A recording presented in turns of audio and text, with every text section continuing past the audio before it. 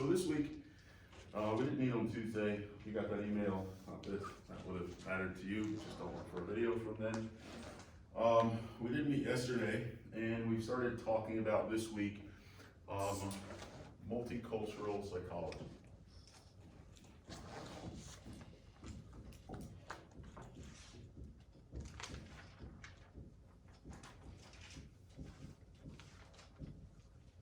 Now this can mean a lot of things.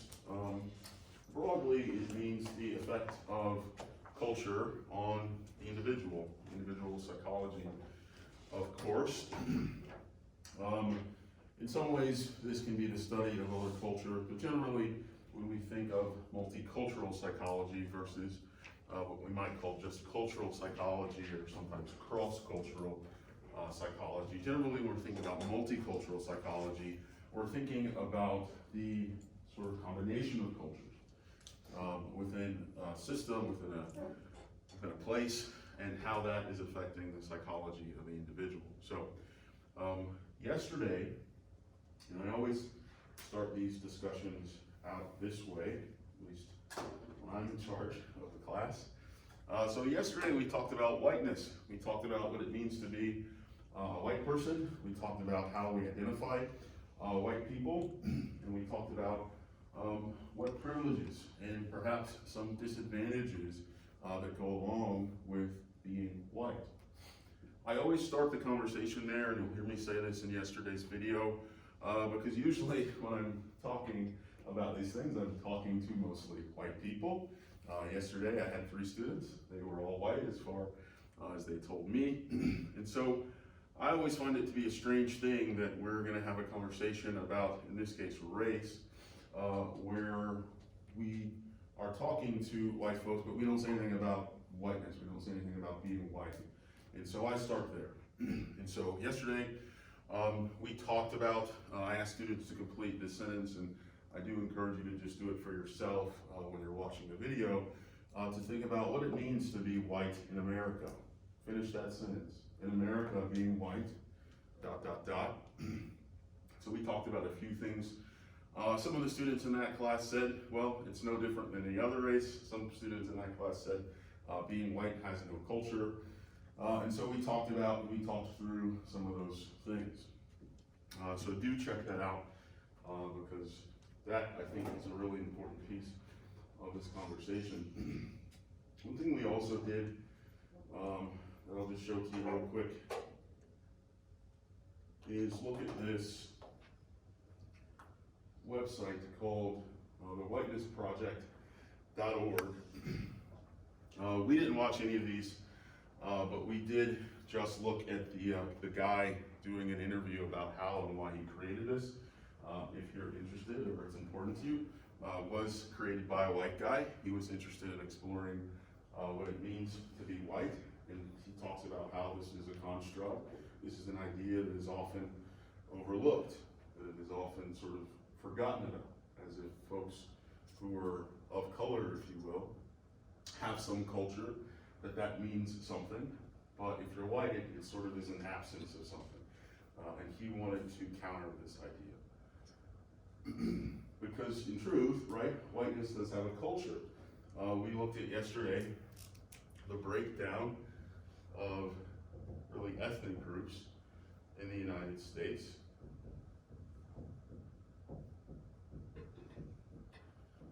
And you see that about 65 to 70% folks in the U.S. are white, about 13% of those folks black, about 15% of those folks are Latin, though of course this means a lot of things. This is really not fair, but we do it anyway, because they speak the same language.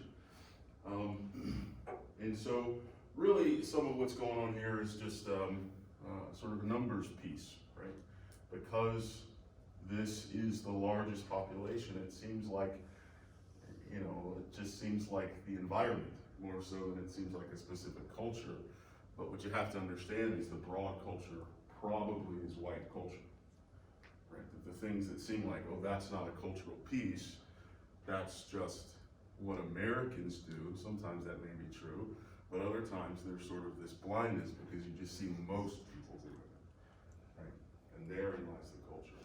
We have to be careful about that because what happens if you don't understand that you have a culture, that there's something about your identity that's connected to the way that you behave, the way you talk, the way you think, what you eat, whatever it is. If you don't have this understanding, what you will come away with is not that this is how, in this case, white folks do things. We could put maybe Christians up here, right? We could maybe put heterosexuals up here. If we don't understand, well, this is how white people do things. What we will understand, what we will think instead is this is how people do things. This is normal. And so any derivation of what really is a white culture, honestly, is weird. These are weird, right? Because we see the culture here, we see the culture here, but when we look here, we go, this is normal, these are cultures, these are the different ones, right? And so we play this game of what we love to do in the West, especially in America, is we play this ranking game, right? Now that we're comparing things, we're not very good at just saying, hey, that's cool, and that's cool, and that's cool. We like to say, yeah, but which one's coolest? Right? And so we start to rank these things. So if we have this idea of normal and other, well, of course, normal's probably good, and I don't know, sometimes other's good, but sometimes it's weird to me, and I don't like that. Does this make sense to you?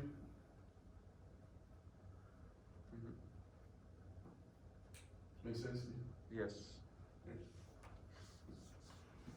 So, any questions just about this idea before we launch it a little more?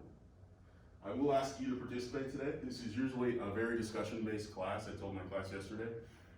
There were 3 people, so I had to cut them a break, of course. There's more of you, so I will expect you to talk. If not, you'll see me call on you. But this is usually a discussion-based class, and you'll see that I tend to start the class in a pretty provocative way, where I make folks identify to one another, to the whole class, how much they agree or disagree that white privilege is a thing that exists in the United States. And we go from there and have a discussion with each other, mostly within small groups, but then together as a class. So for me, this is a really discussion-based class. Obviously, we're in weird times. I can't even put you in small groups, really. But be prepared to speak. I do want to start out today by thinking about this idea. You heard me as I was writing these up here saying that these are really the breakdowns of ethnicities. Who knows the difference between race and ethnicity? What's the difference between race and ethnicity?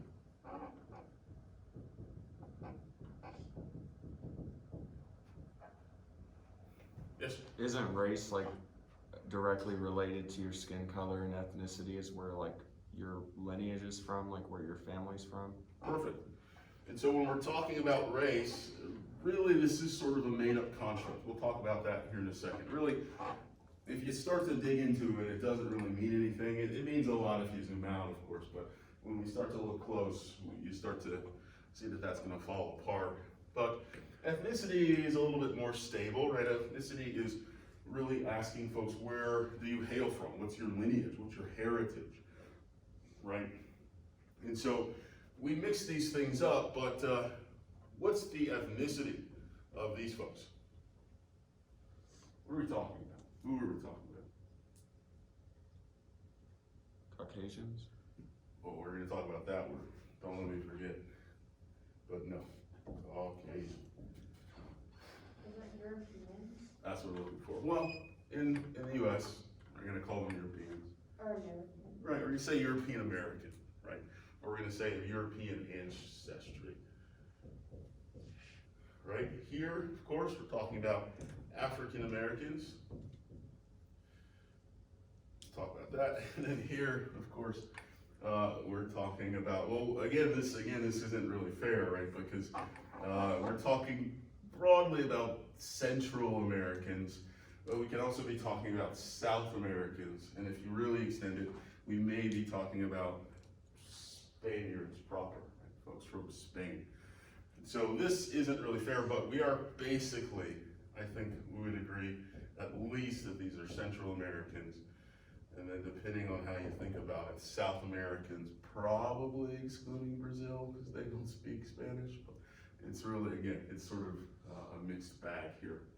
This is why race is strange, right? Just starting with Latin folks, and nobody would really say, if you ask an academic, they would never really say that Latin is a race anyway. They would always say it really represents an ethnicity because it's trying to point to some heritage, even if still that idea of the heritage is a little bit broken, right? Because what does Latin mean? Well, it means Hispanic, which just means the place where you lived was colonized by the Spaniards, right? That's all that really ties these folks together. But Latin doesn't really mean anything, right? It doesn't even carry the weight that black or white does. Really, when we start thinking about ethnicity, we can begin to break this open a bit more, and we can start saying, hey, Central Americans, or we can start saying, hey, South Americans, or we can say European Americans, or Spanish Americans, right? We can get a little bit closer to what we're talking about. Also, what you'll notice here is that if you're thinking just strictly about race, well, here too, a lot of folks that are Hispanic, a lot of folks that are Latin are white or black, right? Just in terms of what their race is. If you look at folks from the Dominican Republic, if you look at folks from Cuba, if you look at folks from Argentina, certainly if we're gonna throw Spain in there, right?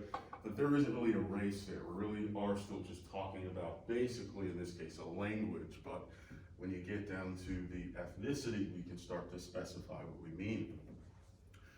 Here, in terms of white folks, we are generally talking about people that are European American. Of course, depending on how you slice that, there may be some folks who are of Middle Eastern descent, right? Folks from maybe Israel. You're gonna maybe get some folks also again from here that are really what we would call Latin descent. And then the thing that's going on here with folks who are from African America, that's not how that goes, folks who are African American, is generally with European Americans at least, and even with Latin Americans, we can dig in. We can say, okay, yeah, you're Latin America, but like what kind, right? Oh, I'm Mexican American. Oh, I'm Puerto Rican. Oh, I don't know, Dominican. You can do this with European, right? You can do this, my dad's English, or my mom's Scottish, or my dad's Italian. Black folks do not know this about themselves. Right? This is, of course, due to the slave trade, and we had strong disconnect from where we came from to where we are. And so if you ask a black person, like, what part of Africa is your family from? 9 times out of 10, unless they're actually a recent immigrant, you're gonna say, I don't know. Right, I have no clue. And so here's a little bit about why we kind of use these two different terms, right? In some cases, it makes a lot of sense to probably use the ethnicity term. In other cases, that gets a little complicated, so maybe this is the better connector. And in other cases, right, you really sort of have a choice here. I'm gonna go on a little rant about this term Caucasian, unplanned, but let's talk about it. So the term Caucasian is a really old term from the 1800s, I believe, to be earlier than this. But it's a really, really old term, and it's a really, really sort of old way of thinking about race. And it was this way of dividing race, and race still really represents this, into really kind of phenotypic, that is to say, like, what do you look like? What's your face shape? Okay, fine, race really still stands for that, but what are we talking about here when we say Caucasian? In order to understand that, you need to know what the other two are. So this term Caucasian comes with 2 other terms that we definitely don't use anymore because they're offensive. That is Negroid and Mongoloid. Right. These are both things that we would probably consider to be offensive today. Right. If you called somebody a Negroid or if you called them a Mongoloid, they're not going to like that. what you see here again is really just this idea of looking at folks and saying, okay, well, how do you look, and well, we're going to put you in this category. Well, Negroids, of course, are black-looking people. Mongoloids are Asian-looking people, East Asian-looking people, Chinese folks, Japanese folks, etc. There's a lot of people not in this group. Well, according to this dynamic, and I'm not just forcing them here, this is how it was considered when this was made up. Everybody else that's not in this group is in this group. This is not just white people. This is not just European Americans. This also will include, well, North Africans, Middle Easterners, Indian folks, South Asians, that is to say, Native Americans, and today, Hispanics, Latin folks. So this term really doesn't mean what people think it means, first of all, and it's a bit offensive. So nobody's gonna listen to me, but just say white people. There's something about, I don't know why it's almost like a bad word. I find that white folks don't like saying white folks. They always go to Caucasian. Say white people, we say black people, or African American, or European American. But Caucasian really doesn't mean what it's supposed to mean. So I find it's wrong matter. Questions? Okay.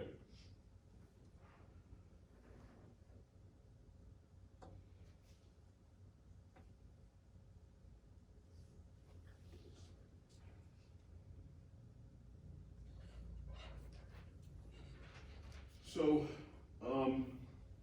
again, this definition has been important, just understanding this difference. I will just give you the definition I gave yesterday, just so we're on the same page in class, of privilege. This really controversial word here. Privilege. So my definition, and you'll see this on video, so if you don't get it this time, it's okay. Privileges are unearned. It's the most important word. Unearned rights, advantages, or immunity.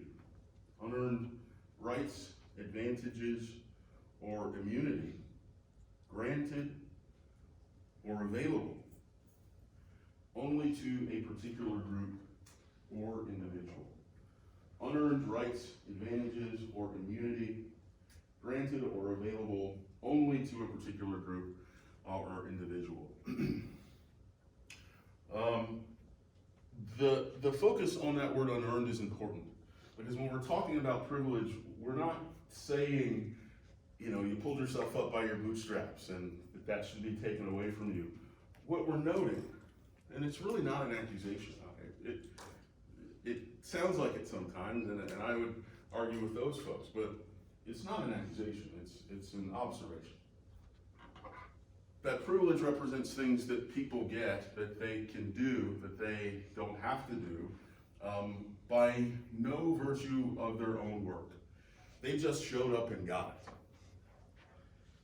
As a man, I just show up and get the expectation that I'm strong, or that I might be a good leader, or that if I'm out with a girl that I'm the one who has the money, right? These are privileges I get, right? They're just things that people expected of me. And I didn't do anything to get those except being born a man, and I didn't have a choice about that. And so when we're talking about privilege with regard to race, we're not talking about things that a person got for themselves. We're talking about things that you just showed up, and this is what it was like for you. And of course, that doesn't mean anything until we compare it to the other side of disadvantage.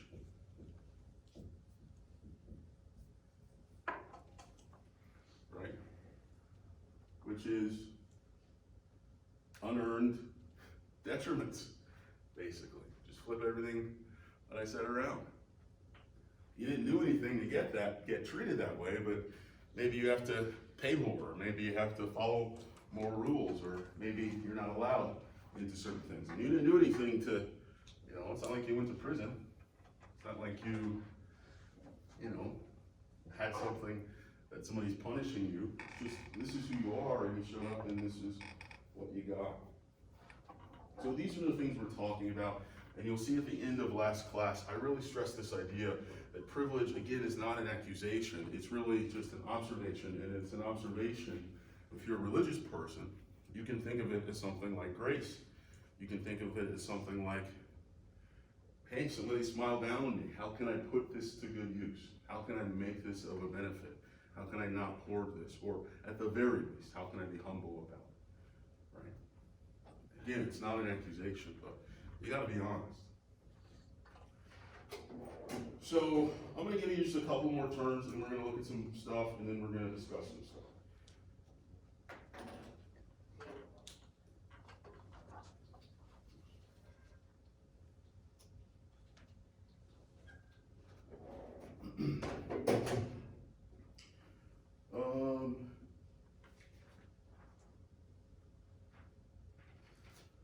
My first term, I'm gonna erase these.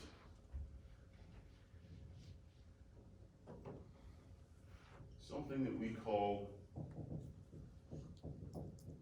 minority stress. Now, one thing I'll say, just to back up a little bit, is every identity that I can think of, maybe there's some, maybe there's some exception, but every identity that I can think of, certainly the kind of ones we're going to talk about in here, has some privileges. Every identity has some privileges. Every identity has some disadvantages. As a black guy, I'm in no real concern when I have to go to the airport and fly home. I'm not concerned that I'm gonna get stopped extra. I'm not concerned that, I better look like I'm not gonna cause some type of attack, right? That's not a threat to me, right, in terms of stereotype, in terms of disadvantage. But if you're a Muslim person, if you're an Arab person, or if people just think you look like that, and you go to the airport, right, you can look at all types of examples of the fact that sometimes those random searches end up being not so random, and that those folks are the ones who are more likely to get targeted. And even if the system in that way isn't targeting them, when they're walking on the plane, there's probably a lot of eyes on them, especially, perhaps, if they're wearing any type of religious gear. Right? If you're a Christian and you got a cross out around your neck, you don't have any sense of needing to hide that when you step on an airplane. But if you're a Muslim person and you've got a crescent star, or you've got some type of burqa or veil over your face, you're gonna feel a little weird, or maybe I should just take this off while we're on the plane. So again, there's privileges to every group. There's privileges to being white, and there's also some disadvantages to being white. Well, let me hear from first one. So, what are some disadvantages of being white? I'm going to point to you. So, if you're bold, spare your friends. Right, here we go. Yes, sir. What you got?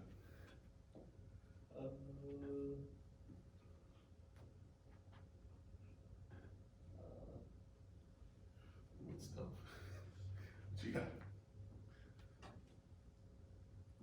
Let me give you one that's happening right now. I was like, I don't know. Let me show you first. Any disadvantages to being white? No, I'm asking everybody. Yeah.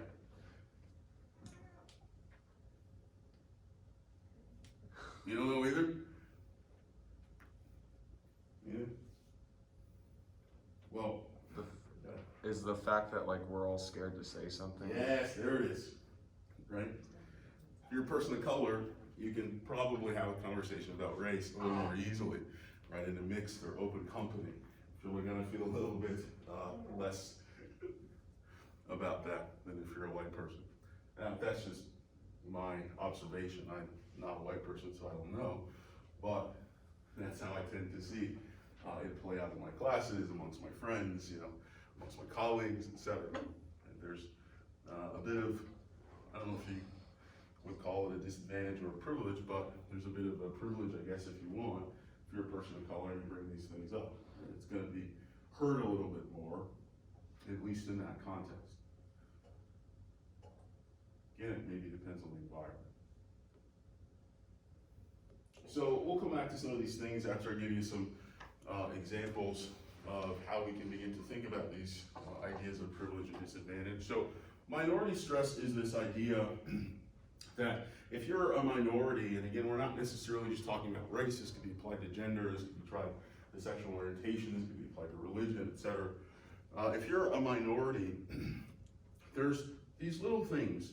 There are little things that probably happen to you, little things that you maybe have to put up with, extra steps that you have to go through that really in and of themselves aren't much of a burden. But when you have to do them every day, or when you have to do them at every encounter with this experience, well, they can become sort of burdensome. And we know that minority stress, right, just the little bit of extra stuff folks have to go through, the difference between how my best friend who's a white guy feels when blue lights light up behind his car, and how I feel when blue lights light up behind my car, right? Maybe nothing's gonna happen. Maybe it's just, well, you started your tail lights out, I just wanted to tell you that. Have a nice trip. But there's a bit of extra stress that comes with that experience for me. And probably for most black folks, black men in particular. Or, if you're a woman and you work at a place and daylight savings just happened, and now you get off at work at 5 o'clock, you got a class at 5 o'clock, and it's dark, and you've got to make a 2-block walk to wherever you parked your car. As a man, I don't know anything about that, especially as a big guy. Okay, sucks I'm here so late. Wish it would get dark at 9 again, but I'm not thinking about my safety. I'm not thinking I better make sure I have my phone ready to call somebody if somebody approaches me, or better make sure my keys are in my car so I'm not standing at the door for too long, right? And so again, not a big deal, maybe nothing happens. It's a beautiful night, walk to your car, no big deal. But there's a little bit of extra layer of stress that is gonna continue probably every time she walks to her car, right? Just that little extra minority stress. And so we talk about how these things can add up, and depending on the situation, depending on the environment, depending on how much of that is stressing, probably feels different to get pulled over in, I don't know, Portland, Oregon, than it feels to get pulled over in Baldwin County, Alabama, the county next door to where I grew up, right? That sense of stress, that sense of perhaps danger is going to be different depending on where you are, who you are, who you see. Any questions about this? What are some other examples you can give me of minority stress? What are some other examples you can think of for any group? Yeah. Well, like, as a gay man, being around, like, I don't know, like, whenever you're, like, in a group or in a room with a bunch of straight guys, it really freaks you out, like, the entire time. And, like, nothing really happens, and they don't do anything or say anything to you, but the entire time, you're just, like, don't look them in the eyes, don't touch them too much, don't, like, do anything that makes them think that they're, like, attracted to you, so they don't, like, call you a faggot or something, like, flip out on you in some way. Right, so there's some extra work that you feel like you're doing if you're just hanging out with, maybe these are all your friends, right? You're just hanging out with folks that you like, they like you, and you're keeping track of these extra things, right? How close am I sitting to them, or do they think that this means that I like them, right? You're keeping track of these things that they probably aren't having to keep track of in that situation. Good, that's a good example. What else? A couple more.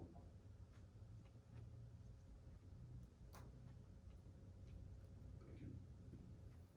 Nobody else? Yes, ma'am. Well, like women, when they work in like offices or something, they have to like assert their dominance more sometimes, like prove that they can be like as good as the men when they're doing their job. That's right. I have seen this in meetings with other professionals, right? And the women in the room, excuse me, I was talking, and not in a way just to say that, but because they keep getting interrupted, right? And they feel like they have to really step up how assertive they are, because otherwise maybe their opinions or maybe their voice is diminished in the room, especially if there's a lot of guys in the room, right? And so, yeah, there's that piece of like, hey, if I want to be heard, I can't just, casually say it. I'm going to have to kind of barge my way in to be heard, or they're going to go, yeah. And what did you have to say, Mike? Good. Others? So there are countless others. But this idea of minority stress is, again, what we're talking about, right? There are these little things that don't really mean a lot, but you have to think about the fact that if you're that person, you can't escape that generally, right? You cannot escape the fact that most people in the workplace are men. You can't escape that most friends that you make in college are heterosexual. You can't escape the fact that I'm smaller than most men that are gonna pass me by, and it's dark and they might wanna hurt me, right? You can't escape that. You always have to face that reality, and that can be stressing. So kind of a piece of this is something, and what we're really describing are things that we call microaggressions.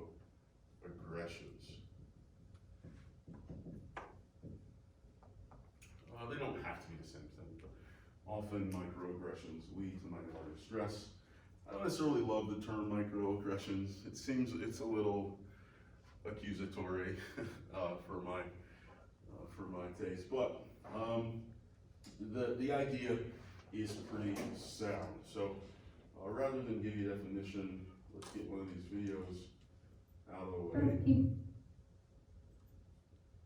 understand the idea of a microaggression. Probably will give you some other ideas of minority stress as well.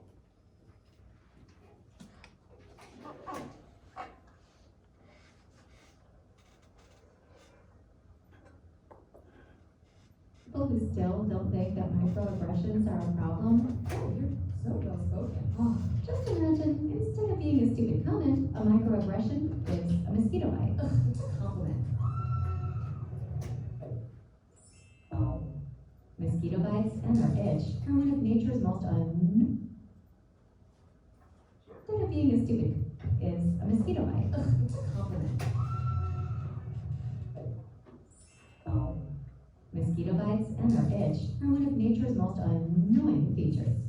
But if you're only bitten every once in a while, No, where are you really from? Cleveland. sure, it's annoying, but it's not that big a deal. The problem is that some people get bitten by mosquitoes a lot more than other people. I mean, a lot more.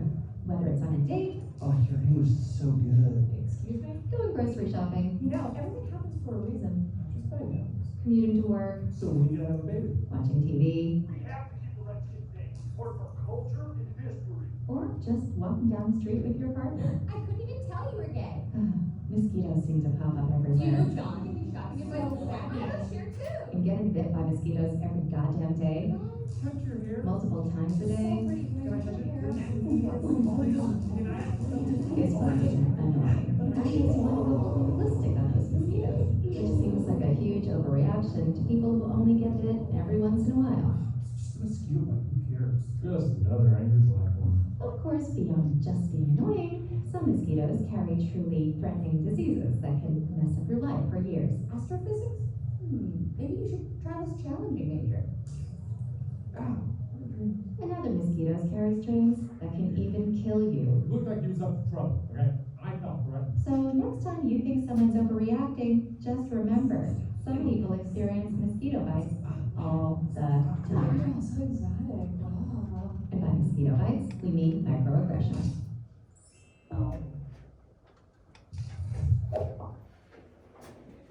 Thoughts?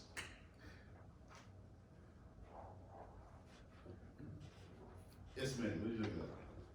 I like the, symbolism of a mosquito bite.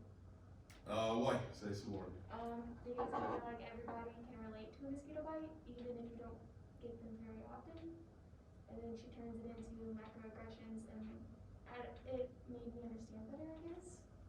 Sure, this idea that it's not so bothersome, right? We were sort of saying this about minority stress as well, of Yeah. course, but each one is not the big deal, right? It's not a big deal, but it's sort of the accumulation of them that becomes a problem, or it can be difficult. Yeah, like you were gonna say something. Yes, sir, what do you think? I'm good. I don't have anything to say. What's that? I don't have anything to say. I'm good. What, does that mean you disagreed? That's what I hear. You thought you didn't like it, you wanna take some argument? I'd love to have that discussion. I just made it sound okay to be able to react in a volatile way. Say, it It made made it it seem like it was okay for people to react in like a volatile way. Sure, so you took away from it that it was kind of making this reaction seem okay. I agree, there's a piece of that in there, right? They do sort of have a little bit more fun with kind of reaction to the microaggressions, whereas they're taking the microaggressions themselves very seriously. And I wish they would have had some parity in terms of that. But anything to say about the microaggressions themselves? No? Okay. Other thoughts? Yes, ma'am. To like go off what he said, I don't think it's fair to be like, oh, that's an overreaction when you don't experience them that much. Like, I wouldn't experience as many microaggressions as someone who's like more of a minority. So I can't say you're overreacting when I think it's a completely valid reaction to it. So you think you think he's sort of speaking with regard to something that maybe isn't his own experience? Yeah. Okay, I appreciate that. And, no. Yes, ma'am, in the back, what do you think of this?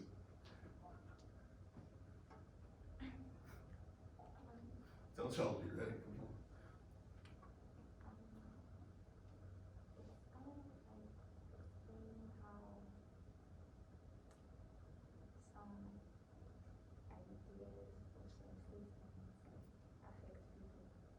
Say it one more time, a little louder.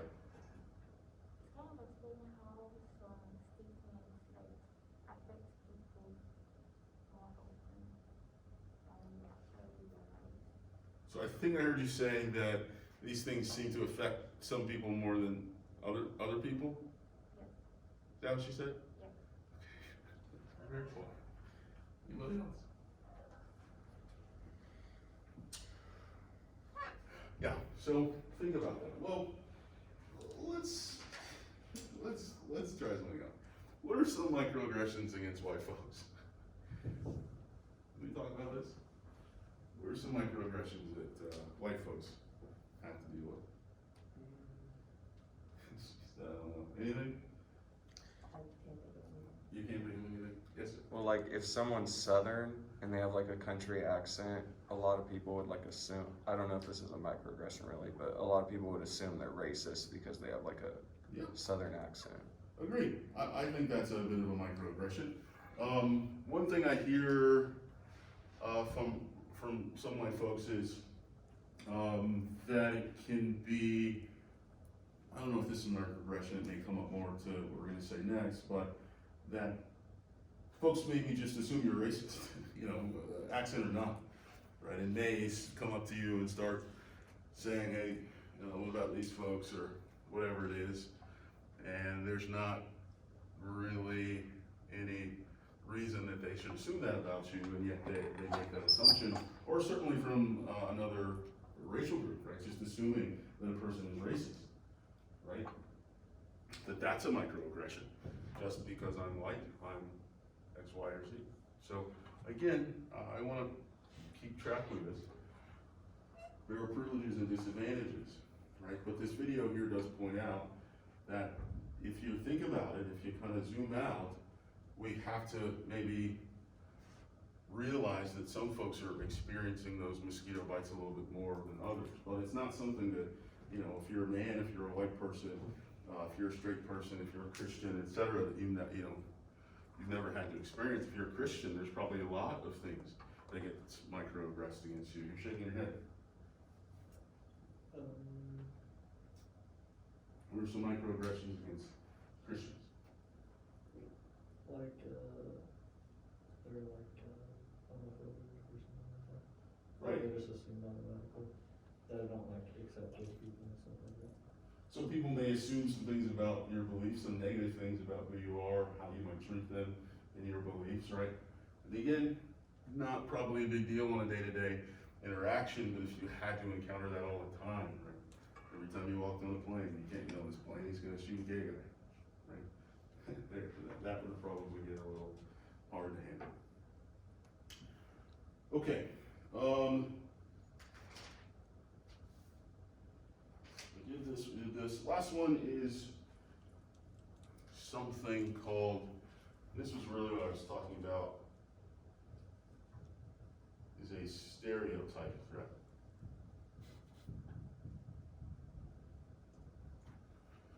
Again, it's sort of another type of minority stress. Maybe these are under there. A stereotype threat is when you're in a certain group and there's a stereotype about your group, a well-known stereotype that you're aware of, other folks in other groups are aware of, and so you want to do a thing, but that thing might look like the stereotype. And so now either you don't do that thing, or you don't want to do that thing, or you feel a certain way about doing that thing. Anybody got an example of it?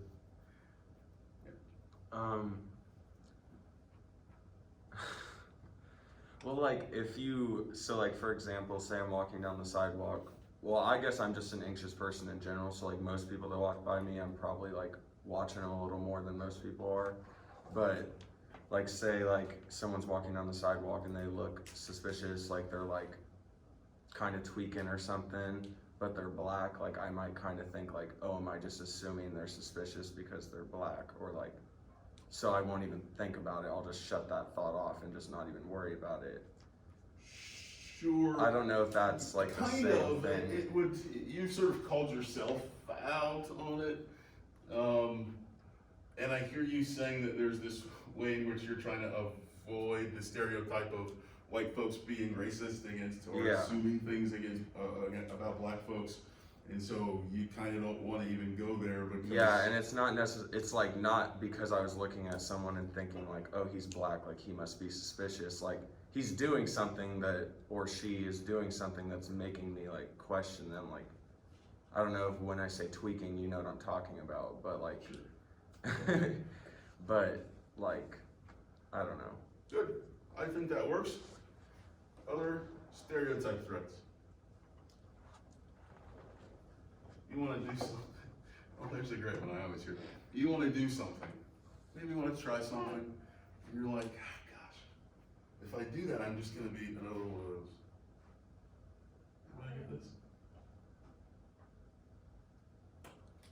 Tell you where I've heard it in class. Not so much. It's kind of falling out of pop culture a little bit, but you will still understand. Pumpkin spice lattes. Any women have a bit of a... That you're a white girl if you're, like, it's like a white girl thing to drink pumpkin spice. Anybody ever have a stereotype threat in this way? I mean, isn't that what, like, I'm trying to think. So, like, for example, like if I went hunting or something and I posted like a picture of me hunting, I might take it down because like people are gonna think, oh, this white person, I don't know. Do you know what I'm talking about? Yes, I know. I'm trying to see if y'all know. So this, the idea of the pumpkin spice latte, and I'll do something with regard to me, so I can just talk about myself. Right, it's like maybe you want to try that, it looks delicious, or you know it's delicious, you've had it before, and yet you're in Starbucks and you whisper it, or you order something else because the guy you're with, or the friends you're with, or the people that you're around, or whomever it is, you don't want to seem like whatever that means. Right? That's the stereotype, right? Yes, ma'am. Well, I would be like if I were to, the stereotype is that most all black girls have braids and long nails and acrylic nails, and I wouldn't want to do that because I was. Okay, wait, let me rephrase that. most people think that all black girls with braids and long nails are ghetto, and that if I wouldn't want to get that because I would be perceived as ghetto if I did that. Exactly, right?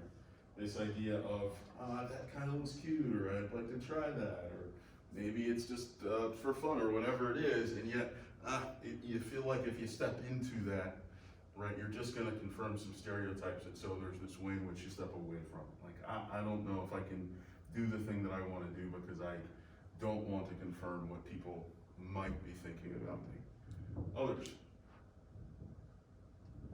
Yep. That just made me think of another like gay one. So like wearing makeup or like painting your nails or something. Most, especially in like Missouri and the South and stuff, most gay guys don't walk around doing that stuff because they don't want people to like either say something to them or just like talk about how they're too gay or they act gay or like something like that. Yeah, exactly, right? There's this thing again that you might want to do, but it's associated with one of your identities, and there's some negativity that's connected to that, and so I don't know, maybe I don't want to do that. It doesn't even always have to be quite negative, just maybe a little funny for you, right? I'm a black guy. Guess what? I like fried chicken. And so when I go into the KFC drive-thru, there's a bit of a feeling I get. There's other people, you know, coming around. I live in Lee Summit, so it's not like everybody in the drive-thru is black anyway.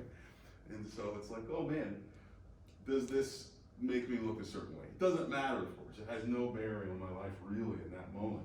But it's just another one of those things that you find yourself checking in about, right? You find yourself sort of worried about. But again, not a big deal. Not a big deal at all.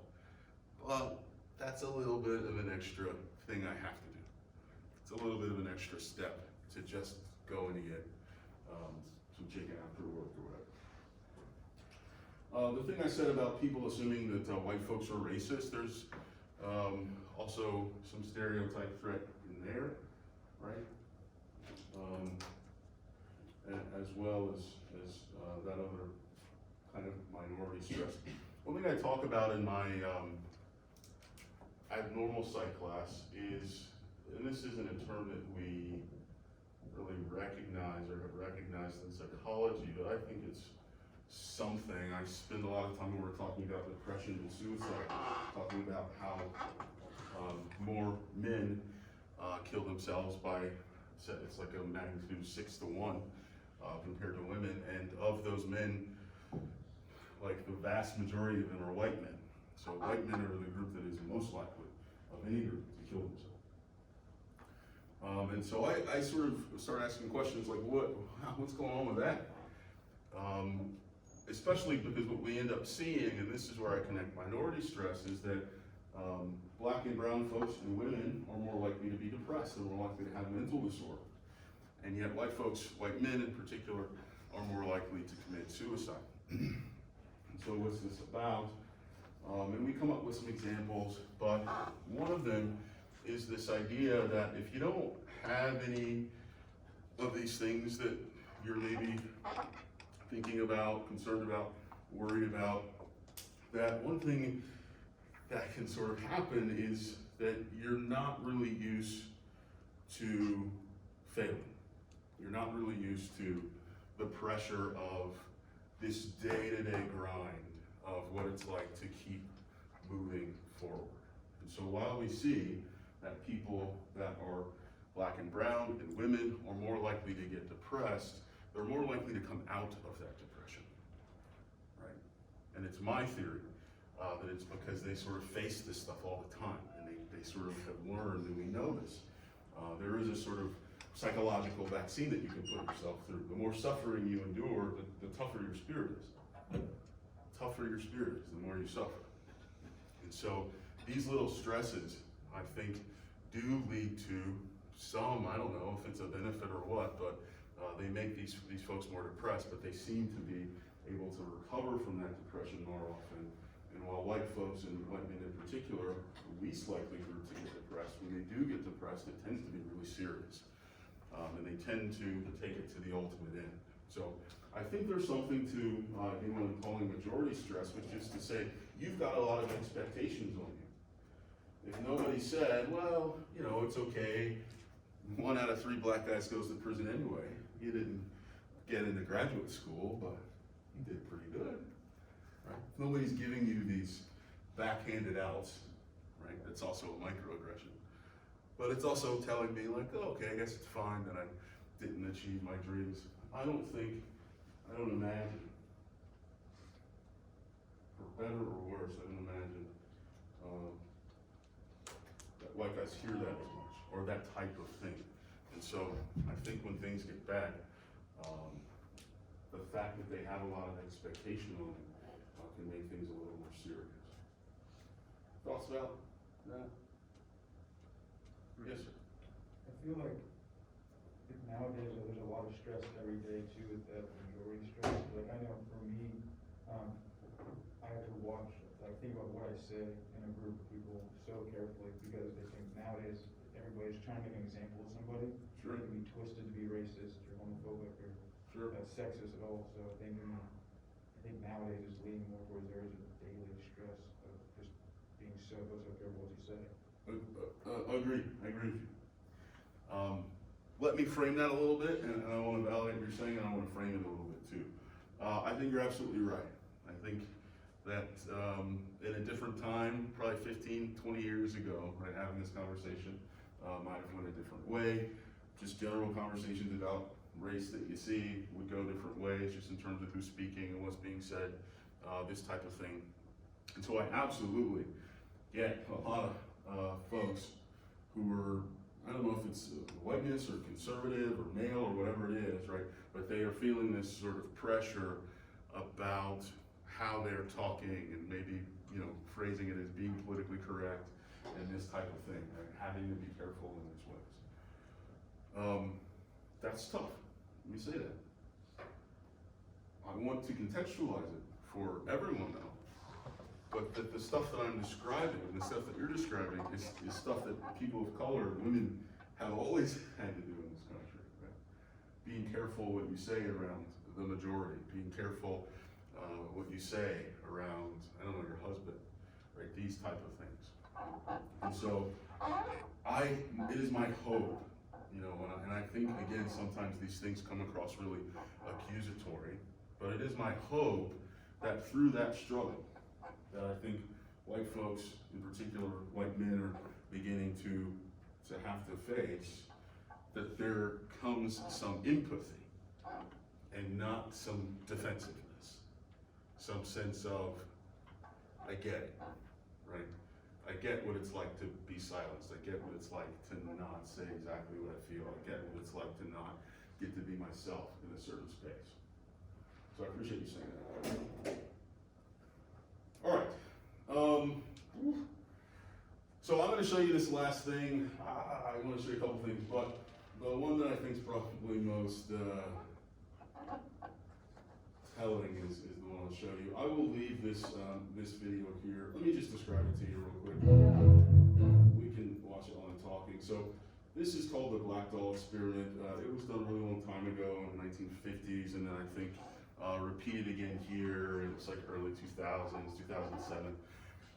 And the Black Doll Experiment is basically you take a kid like this, usually a black kid, and you show them 2 dolls, and you ask them questions about these 2 dolls. Which doll is the pretty doll? Which doll is the good doll? Which doll is the rich doll? Which doll is the bad doll? Then you ask them, which doll looks like you?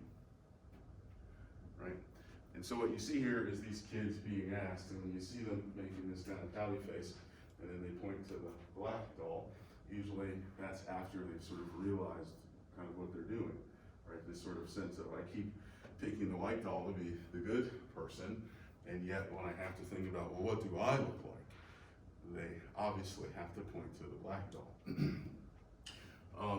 And so of course there's some psychological dissonance that's gonna come with it, right? So there she is, that one, I guess.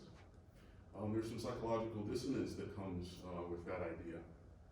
You'll actually see here at the end, she pushes the doll away from her to indicate that one's me. That's when she's doing it. This one. So one thing that I've heard some scholars say about this is that, just kind of putting it anecdotally, or in a metaphor, is that we were all outside when the rain came down.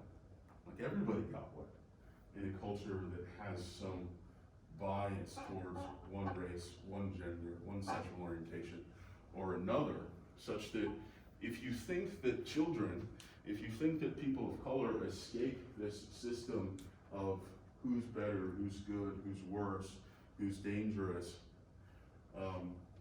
that's not the case. This affects everybody. And so that's why we gotta think about these things, and again, how this idea of culture, this sense of culture, affects everyone else. We'll watch the short version of this because we just have a couple more minutes. This is from a really cool show. They don't always do things like this, but this is from a cool show called What Would You Do? It's kind of a candid camera thing, but they really end up setting up these kind of cool psychological studies and stuff that I actually wish as a psychologist, as a researcher, I could do.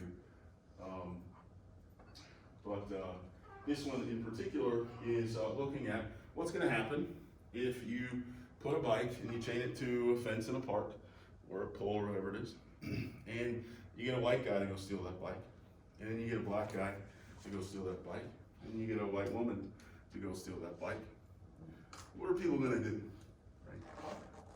And again, if you don't believe in some of these things that we're talking about, privilege, disadvantage, microaggression, minority stress, I would just ask you to have a look at this the next couple of minutes.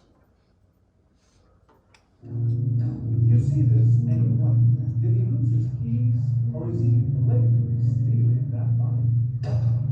In broad daylight, he had it. And then Saul was on the chain. When that doesn't work, he pulls out an industrial-sized bolt cutter. And when he's asked, messes up. Not exactly. But he's not a real thief. Justin Kelly is an actor, and our hidden cameras are rolling. What happened? Not that I can't get through the lot. I mean, I know it's weird, but you wouldn't happen to know whose bike it is. Good. It was odd that somebody had all that equipment, but you didn't do it? No. That's true. That's the bottom line. Lots of people stopped and stared. A few even questioned the actor. I guess technically no. Okay. Bye. In over an hour, about 100 people passed by. Only George and Arlene tried to stop it. Some tell us they plan to call the police later. Others say they're scared. Keep moving. This woman and her friends give our thief the benefit of the doubt. When we ask why, Lisa Washington tells us first impressions matter. I'm thinking young white men don't usually carry burglary tools. So we don't make assumptions, huh? I'm thinking maybe he works for the park. We replace our white thief with this young man, Madlock. Remember, both actors dress in a similar way and are about the same age. Is that your bike? Nah. Well, what do you cut the chain for? Within seconds, another person confronts our thief. Is that your bike? Technically, it's not, but it's gonna be mine. More people convert. You take my bike, that's your bike? No, it's not, sir. Well, why you doing that? Is this any of y'all bikes? Is this your bike? It's your bike. It is. So move. Not to you. And sure enough, one man whips out a cell phone to call 911. Our actor triggers more reaction. Some people are even snapping pictures for evidence.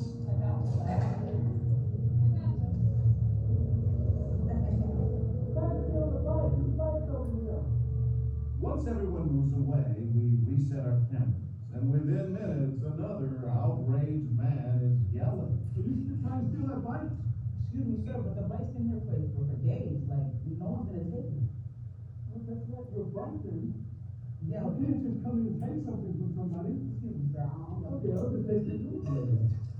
Please, sir, don't touch my stuff, sir. Please, sir, do not touch my stuff. Please. Yeah, all right, but this is big here, like, who's gonna take it? That doesn't mean it's your property. Technically, it does. No, it doesn't technically. It's not yours. All right, when we bring out our cameras, David Robb wants us to go after the thief. That's in the register. Pack it away and like it's not it. And you guys are worth the papers and steal. She may not look like your average fight, but actress Ashley Carpenter makes sure anyone who asks knows she's up to no good.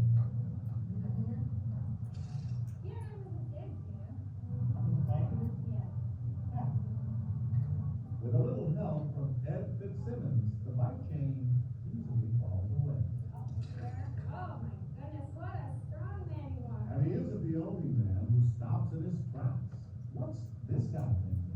You know, you pull up, you don't know what the key, if she's trying to, if the bike is against the girl, and the girl do it, you never know, what is it, the guy who was off that? Reginald peddles right past his appalled wife, straight to our actress, asking her if she needs some hand.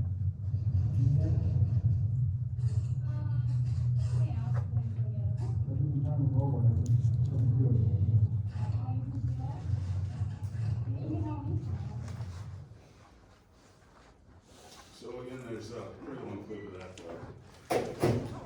that whole scene, but I hope you, I just trying to point this out to you, again, and it's not an accusation, it is an observation, right? I think we have to see the world clearly, and I think if we want to be the good people that we want to be, I understand that most folks want to be good folks, but in order to do that, I think you have to really take a real look at what's going on. Otherwise, things won't change, and this is just one example, but for me, it's pretty stark, and for me, it's pretty believable. That things would play out if we did it 100 more times with each person, that they would play out pretty similarly each time. And that says something about how we evaluate and how we see each other in this country. All right, have a good weekend. I will see you on TV or video in a couple days, and I'll see you here next week. Yeah.